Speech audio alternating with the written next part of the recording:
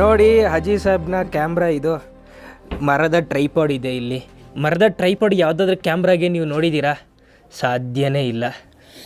100 ವರ್ಷ ಇತಿಹಾಸ ಇರೋ ಟ್ರೈಪಾಡು.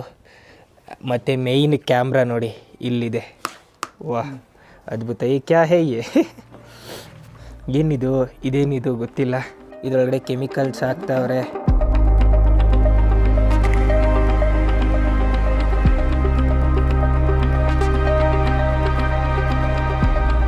ನೂರು ವರ್ಷದ ಹಳೆಯ ಕ್ಯಾಮ್ರಾದ ಒಳಗಡೆ ನೋಡ್ರಿ ಏನಿದೆ.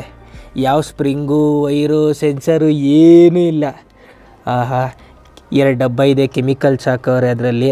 100 ವರ್ಷ ಹಳೆಯ ಕ್ಯಾಮ್ರಾದ ಲೆನ್ಸ್ ನೋಡಿ ಹೆಂಗಿದೆ, ಅದ್ಭುತ.